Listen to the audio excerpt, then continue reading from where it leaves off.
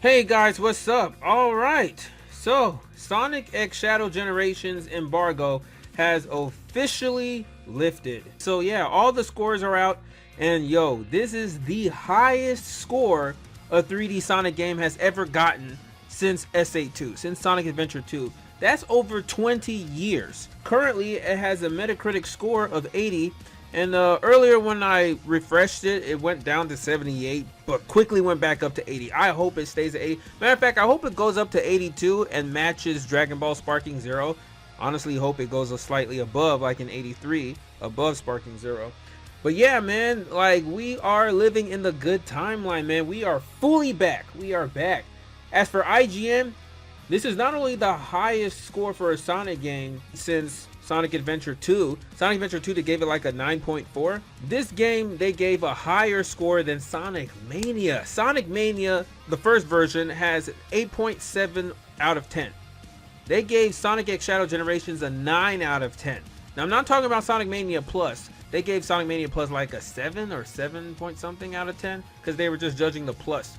But yeah, it's crazy, man. The fact that a 3D Sonic game has a higher score than one of the best 2D Sonic games ever. Mind you, Sonic Mania is a spiritual successor to Sonic 3 and Knuckles. It is my second favorite Sonic game of all time, right after Sonic 3. IGN gave Sonic X Shadow Generations a higher score. That's crazy. Now, Sonic Generations, the original version, is like my favorite 3D Sonic game. It's like my third favorite Sonic game in general. So what are my opinions of this game? We are going to get into that because I have a lot to say, and I'm going to treat both games like two different games because they're not the same. They're not, I mean, they don't have any connectivity in the game. There's not a final chapter. There's just Sonic Generations, Shadow Generations, and Shadow Generations crosses over with Sonic Generations, but not vice versa. Now, there's only been like 2 negative reviews from critics though, and when I say negative, I mean like a 6 out of 10, which is overall a mediocre score, like a mid score. It was from GameSpot and Eurogamer, and I read their reviews because at first I wanted to trash them, but I read the reviews and I kind of understand what they're saying, even though I still think it was petty to score the overall game that low because of that. Their criticisms were mostly for Sonic Generations Remaster, you know, not being as great of a remaster as it should have been, therefore bringing the whole experience down for them. I thought they were going to criticize Shadow Generations, but I have not seen a single like real negative review on Shadow Generations. Only the Sonic Generations remaster part, so I'll get to that. So we got a lot to get to, but before I do, be sure to smash that like button, comment, subscribe, all that good stuff, because I'm putting out this review quite early. I finished playing the game, the Shadow Generations portion specifically, and yeah, Kirk Thornton cooked, man. He thoroughly cooked. This is his best performance as Shadow the Hedgehog ever, you know, and I want to see him remain the Shadow for the foreseeable future. It's so crazy because he was my least favorite voice actor since the big change in the 2010 when Sonic Free Riders and Colors came out. I hated him as Shadow. You know, I'm pretty sure he's a great voice actor. He's done some anime, but I never liked him as Shadow, and it only got worse, especially in the Sonic Boom era. But yo, this is so good. At times, it felt like David Humphrey was back as Shadow, or someone else was voicing Shadow. That's not trying to make a dig at Kirk Thornton. That's just to say how good he was. So you see what great direction can do. You know, so that means Kirk Thornton has never had good direction as Shadow, and you can blame that on the meta era, you can blame that on Sega mandates, but for a while now, for over a decade, Shadow has always been portrayed as this edgelord, like, oh, I'm edgy, or especially in the IDW comics, like, he was portrayed badly in there. Like, even in the beginning, even when the IDW comics were good, Shadow was still not portrayed well. So that reflected in Kirk Thornton's performance because that is how he was directed. But I think someone sat him down at Sega or whatever, like, look, this game is supposed to be Shadow's game. It's supposed to be his magnum opus. So we gotta tap into that Shadow from the adventure days, you know, the Dreamcast era, that Shadow. Even Shadow the Hedgehog, that's the Shadow we need. And Kirk Thornton tapped in. He's a professional voice actor, and he cooked. He did so great. Like, I was thinking about having Shadow sound like this in the future Sonic Rebound episodes instead of sounding like Jason Griffith. That's how good he is, man. I am thoroughly impressed. He was a standout performance. If they have voice actor awards for games, I don't know if they do that. Wait, actually they do. It's called the Game Awards. But you know what I'm saying. For games like this, like platform games, Kirk Thorne should be nominated. I'm serious, bro. He did so good, man. Like, wow. So kudos to you, Kirk Thornton. Now let's talk about Sonic Generations portion first. Now the title of this video, I think I'm calling an inconsistent masterpiece. The inconsistent goes to Sonic Generations. Now, overall, this is a very safe and conservative remaster. Like, even the critics are saying this. Everything's pretty much the same besides the child rescue. I still don't know what you get for collecting all the child because I didn't bother doing everything. And there are a couple of quality of life improvements like the HUD, the red ring tracking. When you collect the red ring, it shows you which number red ring it is, which I like because the original Sonic Generations kind of had to play the guessing game. Many times I would have to go to YouTube and check out, you know, red ring guides. So I'm glad they did that. And it also has a graphical upscaling. You know, obviously the game has a graphical upgrade. I think you can upgrade to 4K. I'm not sure. Look, I am not a nerd for upscaling in 4K. I don't think any of my videos are 4K except Sonic Rebound episodes. So yeah, but it does have a graphical upscaling, of course, not a graphical upgrade. This is essentially a port, an upscale port. You know, it's not a remake. They didn't redo the graphics with the Hedgehog Engine 2. They kept Hedgehog Engine 1. And, you know, I kind of understand it because Sega didn't want to risk anything. They didn't want another Colors Ultimate. Colors Ultimate was remade from the ground up, using graphics, and that bloom effect was way too much. And that game was trash. The remake, or the remaster, was trash. They were very notorious, especially that it was made during the pandemic. And then we had Origins, which, you know, a lot of the changes and everything, you know, the porting kind of caused a lot of issues, and it was a very average remaster that was carried by the classic games being great. So with this one, it's pretty much conservative, you know, like it's just, you know, is mostly a port. Besides the drop dash with modern Sonic, which really is not necessary. Like, honestly, nobody's going to use the drop dash. I didn't even use the drop dash much in Frontiers, and that was slower. I didn't even use the drop dash in Sonic Frontiers, and that was much faster than the one in Generations. Generations is so slow, and even Shadow doesn't have a drop dash too. I think Sega should just stop doing the drop dash for modern Sonic if he has boost. It's just very redundant. You know, I can understand with classic Sonic, but then again, Sonic Generations, he has the OP spin dash. So again, unless if you're trying to get up a slope and you're too lazy to, you know, rev up the spin dash, I don't see the drop dash being used much. Other than that, Sonic Generations plays exactly like the original, so that's pretty much it. Now, where this deviates and where this gets controversial is the dubbing. Now, the dubbing itself, I remember I made a video 2 months ago in August saying that the script would be redubbed and rewritten. And there's a lot of people that did not believe me. I think a lot of you guys were thinking that the cutscenes would be new, brand new cutscenes and everything. I was trying to tell you guys it's going to be the same, most likely. It's just going to be rewritten, the script, and redubbed. And I said that since there was barely a story in Sonic Generations, that would be easy to do because you're just dubbing over it and stuff. So what is the end result on this? Well, like I said, it doesn't really add anything new to the game at all. You know, it's very inconsequential. Therefore, I'm mostly indifferent. You know, I posted the complete cutscenes of Shadow Generations on my channel, but I didn't bother doing Sonic Generations. I even asked, please don't ask me to post them because it's nothing special, and I just don't want to go through the trouble of recording the Generations cutscenes. So yeah, the only improvement I can kind of say is Amy Rose. You know, the part where Sonic pushes her away during his birthday party. Amy is serving him cupcakes. So I guess that is an improvement. I know some people didn't like that, but there's others who said that. One person said the original cutscene when Sonic is pushing Amy makes them feel uncomfortable, so they like the change. I know there's a lot of Tsunami fans that watch my channel, and yeah, so I do appreciate that, but like I said, it doesn't make the game any better or worse, you know, since Generations barely had a story.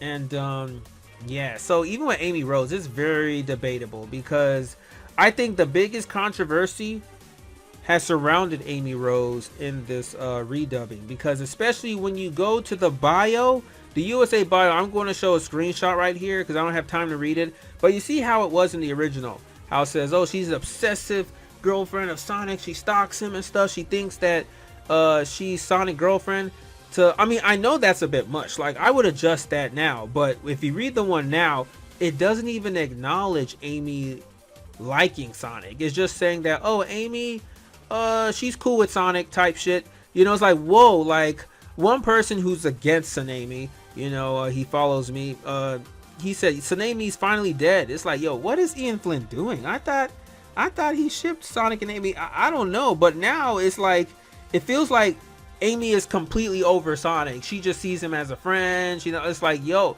what are they doing? Like, if this is them trying to, you know, girl boss Amy or to give her agency or whatever, that's a terrible way to do it, you know? Yeah, it's just terrible, because here's the Japanese bio of Sonic X Shadow Generations.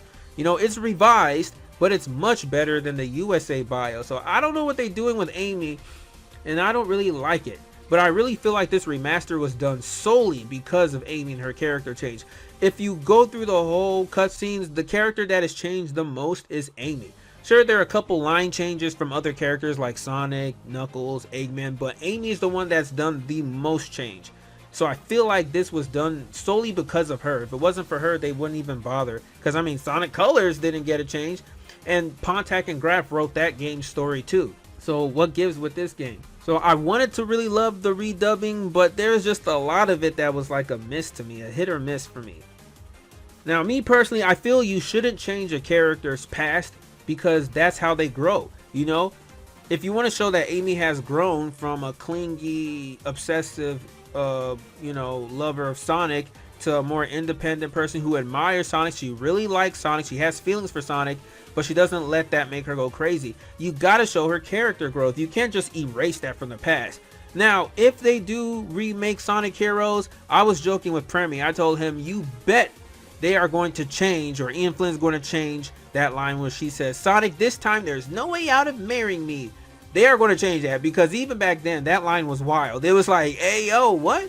They're going to change that, because, I don't know, maybe that's misogynist or sexist, I don't know. I think she's going to say, this time, Sonic, there's no way out of being rescued by me, or some shit like that. I don't know, but I don't think you should meddle with that, because then, to me, it starts borderlining censorship. And we're going to get more into that, because I don't like that. I don't like when you start censoring things. It's like, look, Pontac and Graf were pretty much harmless in their script. That was the problem we had with them, because they were very comical, cringe, and they didn't understand the characters.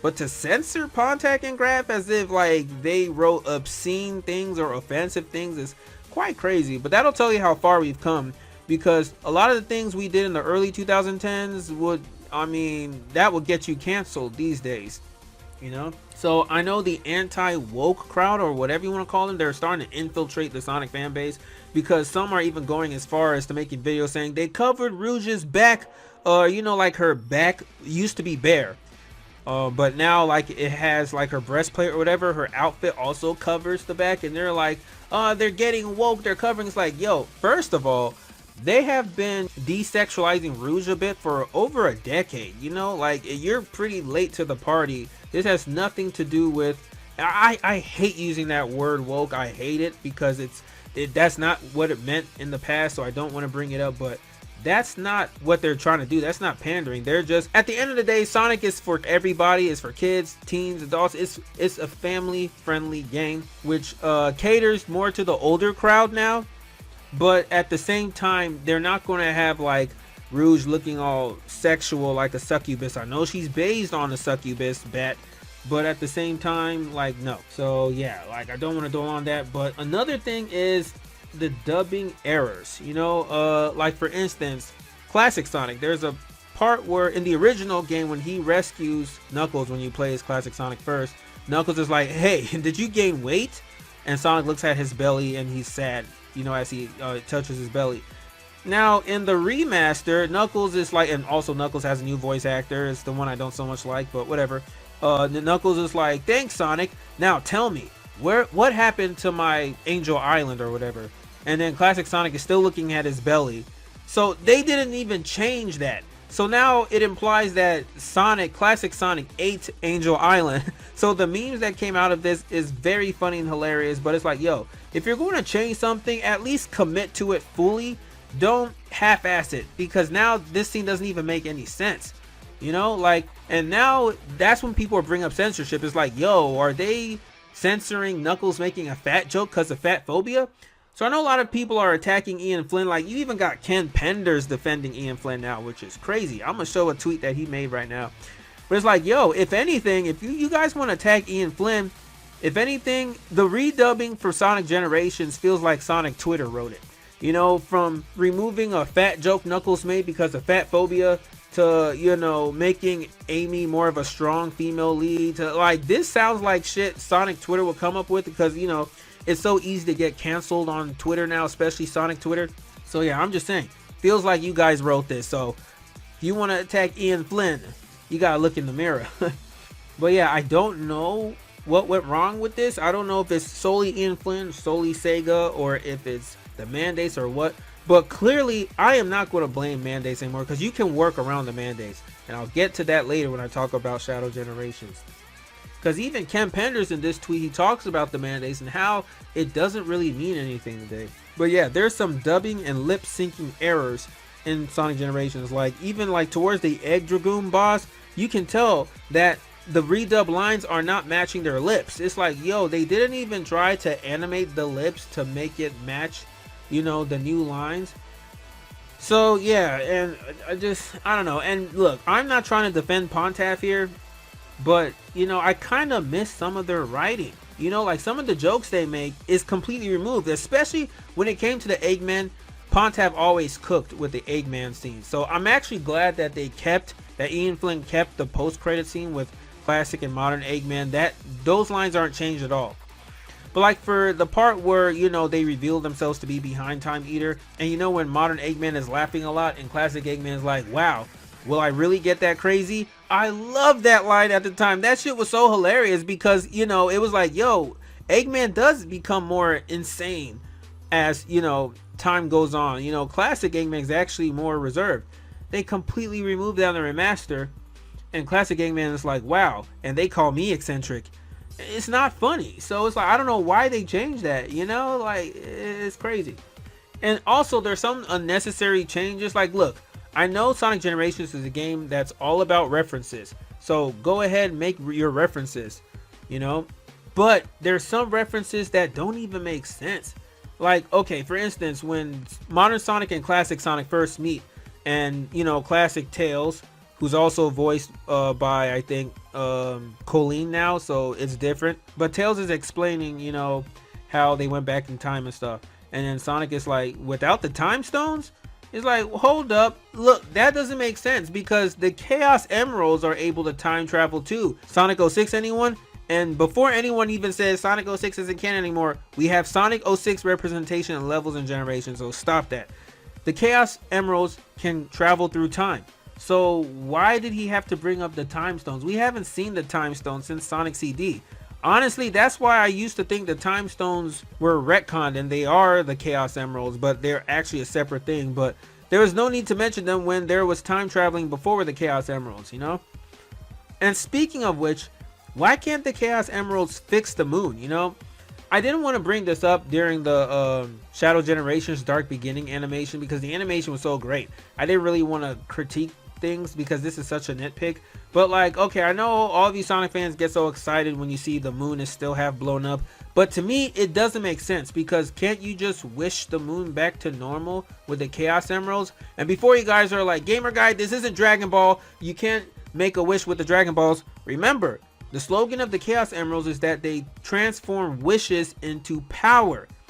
So like, if you get the Chaos Emeralds and you wish for the moon to be restored, can't they do that? The Chaos Emeralds have unlimited power. They were able to bring back Sonic from the dead in Sonic 06, right? So can't they restore the moon? I mean, I don't get it. Like, there's a lot of inconsistencies with Sonic lore, but to me, it doesn't make sense to see that the moon is still half blown up. Just wish it back. And also, one thing I will talk about with Shadow Generations is the scene where he's like that blue hedgehog from all places or whatever.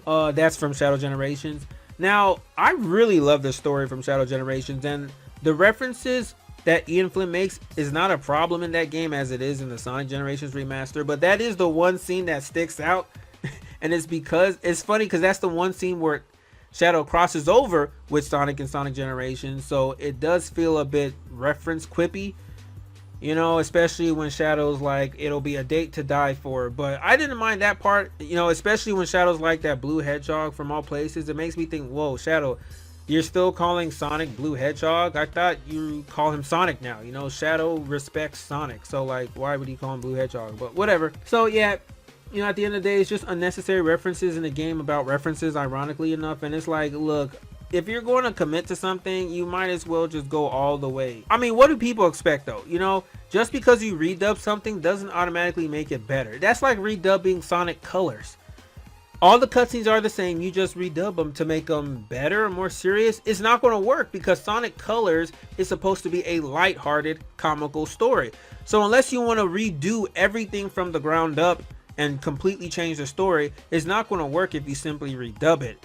And that's the issue I have with Sonic Generations Remaster. So yeah, that alone, that redubbing is like a 7 out of 10. But the game is still a great game for me. You know, it's just inconsistent with that. But you know the solution for all that?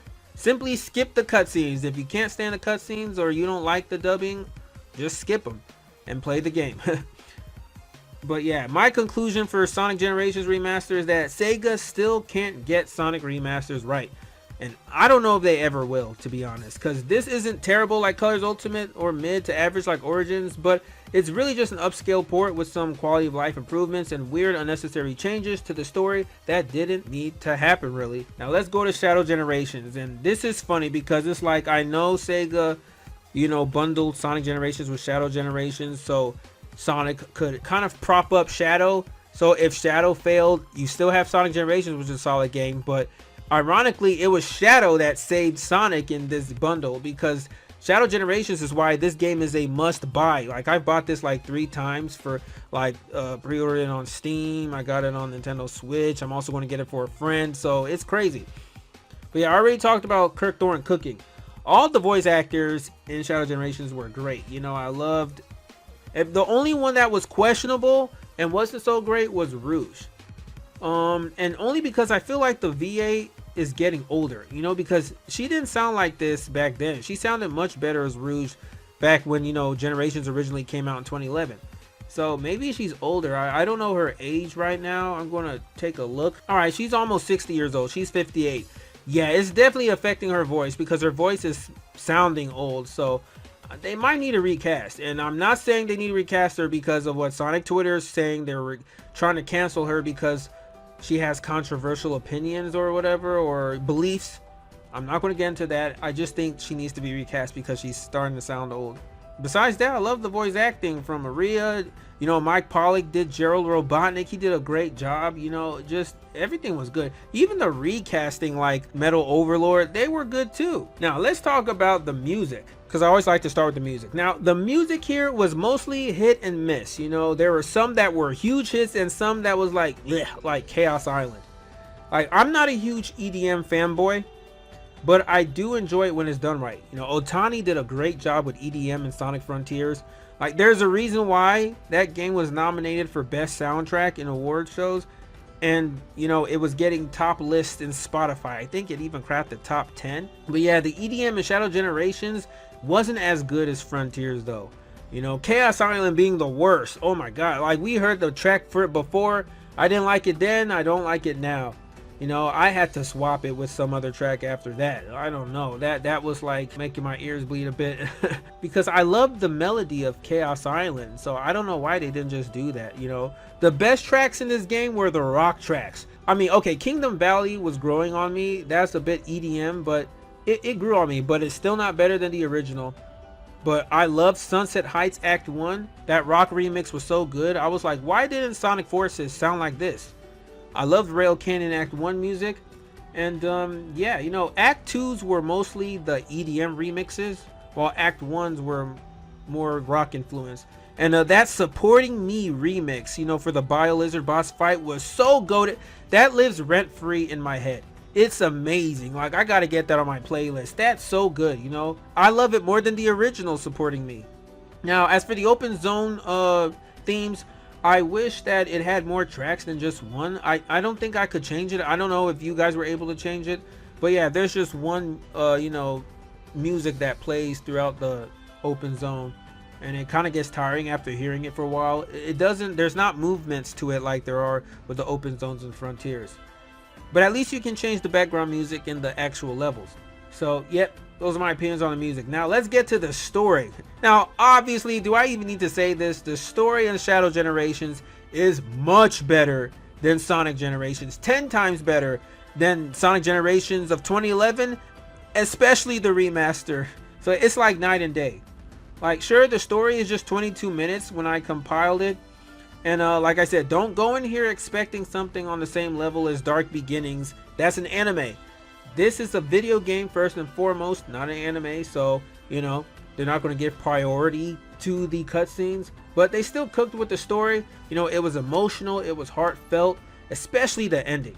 And you know, it syncs up perfectly with Dark Beginnings when you watch Dark Beginnings to Shadow Generations back to back. Now the characters that are shown in Shadow Generations are Omega, Orbot, Cubot, Big, Maria, Gerald. Of course, like kind of like in Sonic Generations, how every character was designated to a certain level.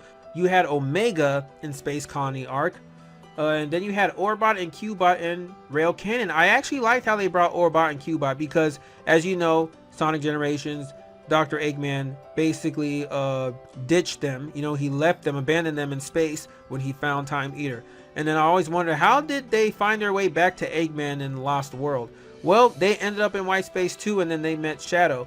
And I didn't do their mission completely, but you have to collect all these like you know, little nuts and bolt pieces to basically build their rocket ship so they can find their way out of there and find Eggman again. So to those of you, if any of you have already beaten that or completed that mission, let me know what you get in the end. But I was like halfway done. There's like 80 pieces scattered throughout the open zone that you have to find. The open zone is big. It's bigger than I thought it would be. And then what's the third level? Third level is Kingdom Valley. You get Big the Cat in Kingdom Valley. Now I was thinking that there's going to be a mission or you have to find Froggy. I have not found anything like that. And I think like Big tries to ask Shadow about fishing, kind of like he does with Sonic and Frontiers, but you know, Shadow is not the type of person that would give a crap about fishing. So like when Big asked him to fish, and Big is like, oh, I take it you don't care. It's like, yeah, Shadow doesn't give a shit about this. So I don't think you really do much with Big. You know, you don't interact with him much. And then Sunset Heights is Maria and Gerald. And Radical Highway is pretty much like the boss level or whatever. And also Shadow was crying in the end. He cried at the end. Like I said, you can work around mandates because that was so emotional, you know, like I felt a little sad watching that. It was just so good. So you can still work around mandates and still deliver a great story, because I really like the story of Shadow Generations. I like the cinematography. I just the direction felt very good, and you know, I liked it more than Frontier's story. And in general, you learn a lot more about Maria and Abraham Towers overall. So I won't dwell too much on the story since I posted the cutscenes already, so you can just go and watch the cutscenes. And like, we literally have the journal too, so you guys can experience that on your own. But I definitely enjoyed this. And like I said, it's better than Frontier's story. It's less convoluted than Frontier's, and you know, it's just better directed. Short and sweet too. Now let's get to the meat and potatoes, the gameplay. The controls are amazing for Shadow Generations. You know, they're using the same controls as in Sonic Frontiers, but it's more polished now. This isn't cyberspace stage. This is the open zone, but more polished. Shadow feels very smooth, which is a stark contrast from Sonic's stiffer controls in Generations. Now, Sonic controlled great in Generations, but he felt more like a car, you know, which works for that game because it gave the game more tighter controls, which is what Sonic desperately needed at that time. But Shadow Generations isn't that. And honestly, it's great for correcting your mistakes. If you fall off, you know, a platform, it's very easy to correct that and not die, you know, or you can even stomp and cancel that stomp and get out of that savior. So I have seen people do that, like in Kingdom Valley, so that's great. Whereas in the previous Boost games like Unleashed or Generations, you make that mistake, you're dead. Now, I know there's no game overs in Shadow Generations, there's no lives. But yeah, at first, you know, I didn't think I would like the controls in Shadow Generations as much as I do, but I really like them. Because like, at first, you know, I didn't so much like it in Frontiers because you can easily fly off the stage. And I liked how in Sonic Generations things are more tighter. I wouldn't say on rails, but like, okay, there were invisible walls. You couldn't just fly off Green Hill, you know? Like there are rails there. You're stuck on that path. So it doesn't give you as much freedom. But Frontiers, there's freedom. And I know a lot of speedrunners like that. They prefer that freedom, because you saw some crazy speedruns like in Frontier Cyberspace stages. They'll completely jump over a level and there's like a bottom level layout, and then they'll just skip the whole level. Or, you know, and they were cool. It's not like lame like the air boost and Forces. This actually takes some skill and memorization of the level design.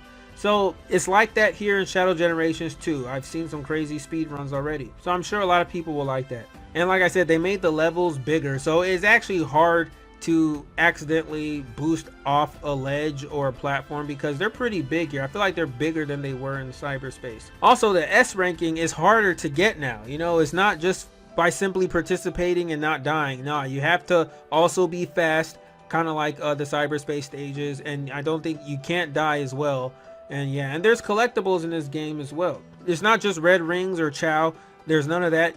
There's like 3 types of tokens and you get in this game, or medals, whatever you want to call them. There's one for music, one for art, and one for journals. They're also scattered throughout the open zone as well. I love it more than Frontiers. Now, granted, I'm not saying I love the themes.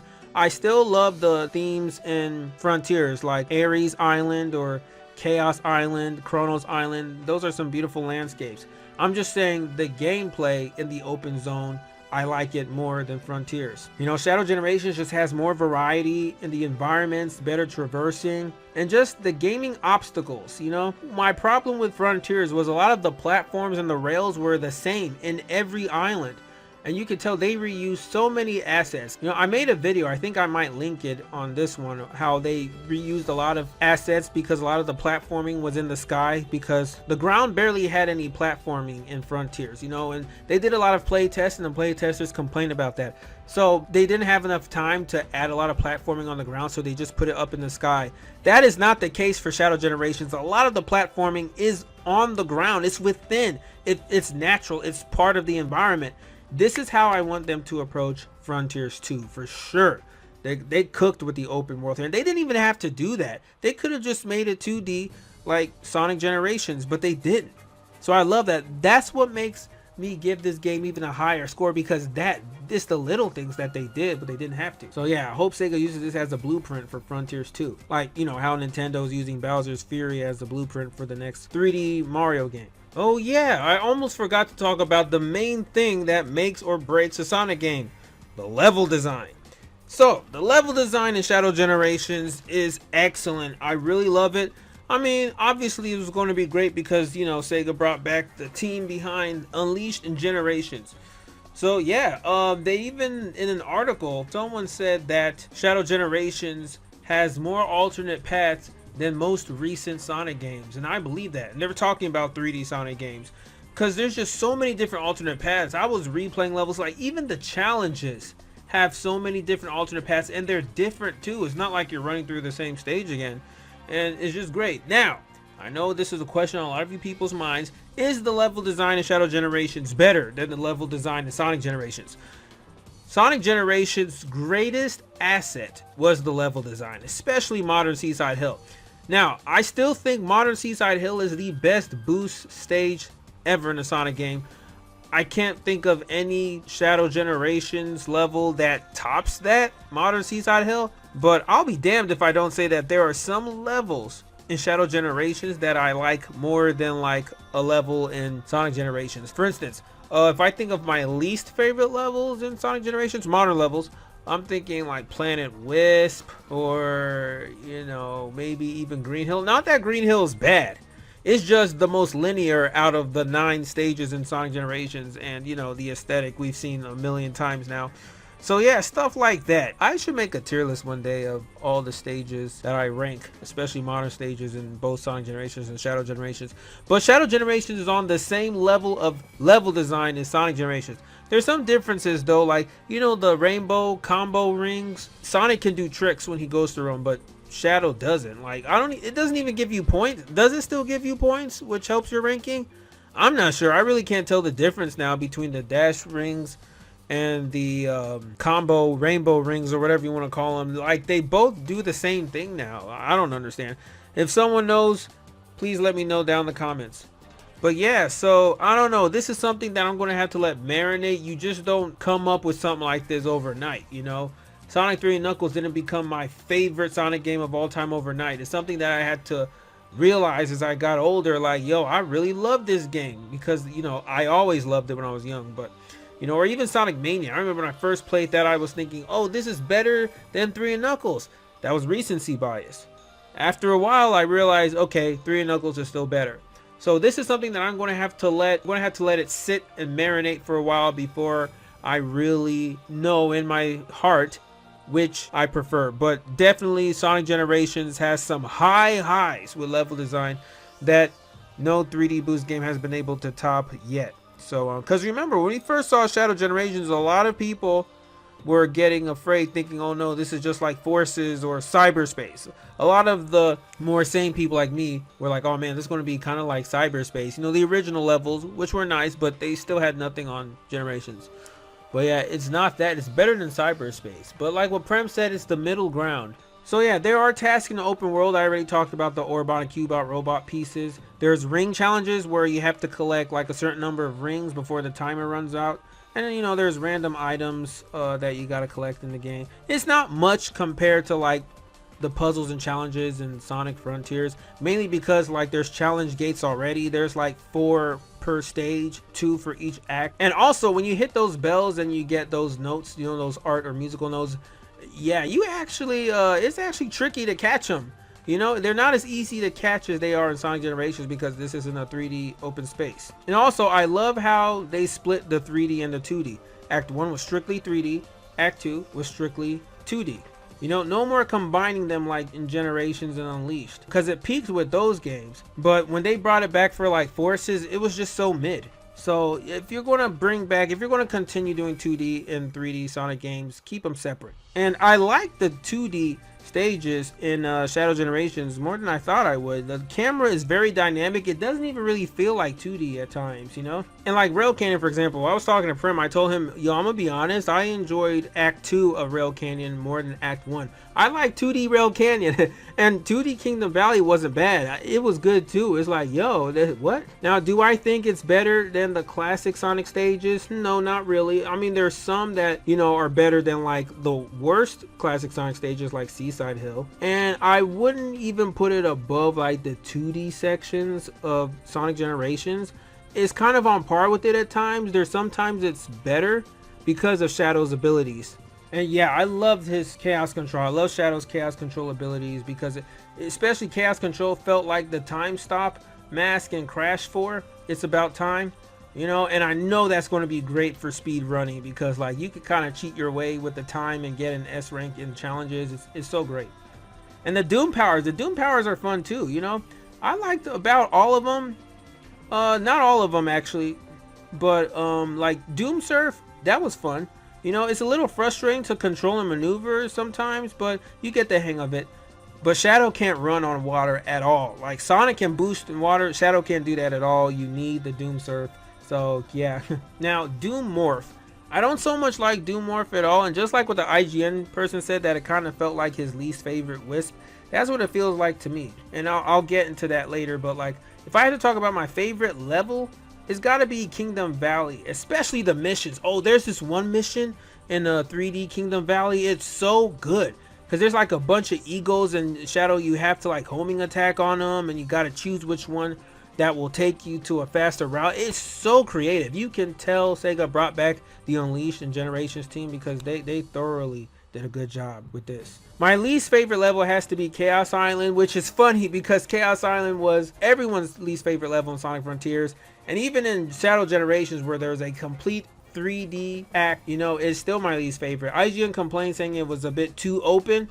My problem was, like what they said, it relied too much on the Doom Morph, you know, so it was a bit cumbersome at times. You know, it reminded me of the Wisps in Planet Wisp in Sonic Generations, you know? Yeah, I wasn't surprised, but oh well. Like I said, no level is bad though in Shadow Generations. No level is really bad. You know, you just have your favorites and your least favorites, and my least favorite is definitely Chaos Island. And yeah, there's only 4 bosses in this game: Bio-Lizard, Metal Overlord, Mephiles, and Black Doom, in that order. Now, Black Doom has 2 phases. His first phase is like Devil Doom, and then his second phase is Neo Devil Doom. That's his transformations. Basically, he's one boss. So there's only 4 bosses in this game. And if you guys are like, oh, that's too small, remember, Sonic also had 4 main bosses in Generations.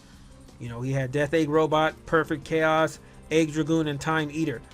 We're not counting the rival bosses, which Metal Sonic, Shadow, and Silver. Shadow doesn't have any rival boss here. I mean, if he did, it would just be Sonic. But Sonic is not a boss for Shadow Generations. It's just a cutscene. But I'm not going to spoil too much of the boss because I want you guys to experience that. But yeah, I mean, that's about it. I think I've covered all the major parts of this game. You know, it's not a real long game. It's around 5 hours. If you're really good at it, you can complete it in like 4 hours, or even between 3 to 4 hours. I gave the original Sonic Generations a 9 out of 10 back then, but over time, you know, scores usually drop a bit.